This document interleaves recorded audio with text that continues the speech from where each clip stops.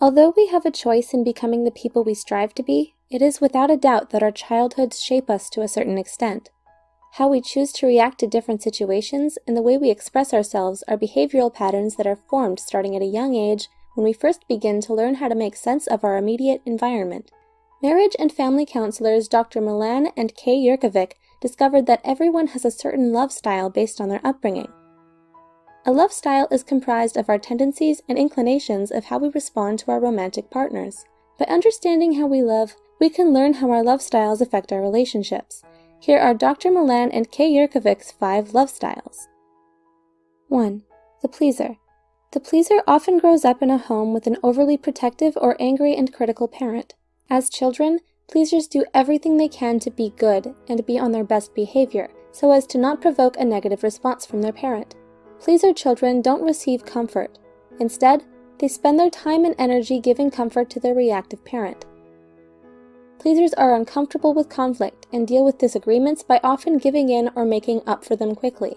They usually have a hard time saying no, and because they want to minimize conflict, they may not be truthful and lie to avoid difficult confrontations. As pleaser children grow into adults, they learn to read the moods of others around them to make sure they can keep everyone happy. However, when pleasers feel stressed or believe that they are continuously letting someone down, they can have a breakdown and flee from relationships. Pleasers often spread themselves thin trying to be everything to everyone when it's not realistic, and instead of forming healthy boundaries for themselves, they focus more on the needs and desires of others. In order for pleasers to cultivate stable relationships, they have to be honest about their own feelings, rather than trying to do what is expected of them. 2. The victim. The victim often grows up in a chaotic home. Victims learn to be compliant in order to survive by putting less attention on themselves so they can stay under the radar. To deal with their angry, violent parents, victim children learn at a very young age to hide and stay quiet. Because being fully present is painful for them, victim children often build an imaginary world in their heads to cope with the dangers they face on a daily basis. Victims have low self-esteem and usually struggle with anxiety and depression. They may end up marrying controllers who mirror the same behaviors as their parents. Victims learn to cope by being adaptable and going with the flow. They are so used to chaos and stressful situations that when they do experience calmness, it actually makes them feel uneasy because they anticipate the next blow-up.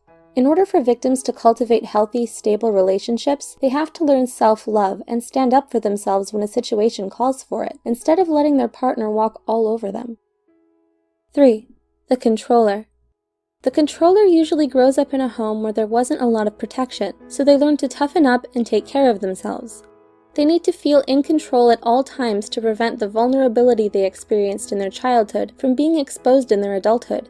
People with this love style believe that they're in control when they can avoid experiencing negative feelings of fear, humiliation, and helplessness. Controllers, however, don't associate anger as vulnerability, so they use it as a weapon to remain in power. Controllers have rigid tendencies, but may also be sporadic and unpredictable. They don't like stepping out of their comfort zones because it makes them feel weak and unprotected. They prefer to solve problems on their own, and like getting things done in a certain manner. Otherwise, they get angry. In order for controllers to form stable, long-lasting relationships, they need to learn how to let go, trust others, and keep their anger at bay. 4. The vacillator. The vacillator often grows up with an unpredictable parent. As children, vacillators learned that their needs aren't their parents' top priority. Without consistent affection from their parent, vacillators develop a deep fear of abandonment. But when the parent finally feels like giving their time and attention to them, vacillators are usually too angry and tired to receive it. As vacillators enter adulthood, they try to find the consistent love they were deprived of as children. Vacillators have a tendency to idealize new relationships, but once they feel let down or disappointed, they grow dejected and doubtful. They often feel misunderstood and experience a lot of internal conflict and emotional stress within their relationships.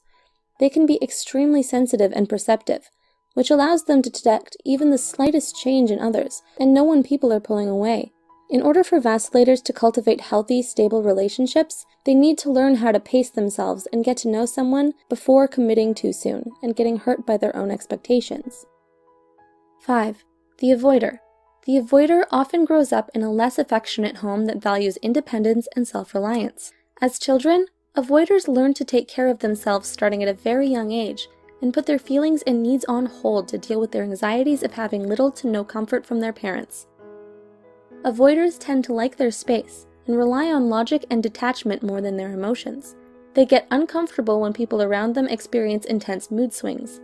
In order for avoiders to cultivate healthy, long-lasting relationships, they need to learn how to open up and express their emotions honestly. Which love style do you identify with? Please share your thoughts with us below.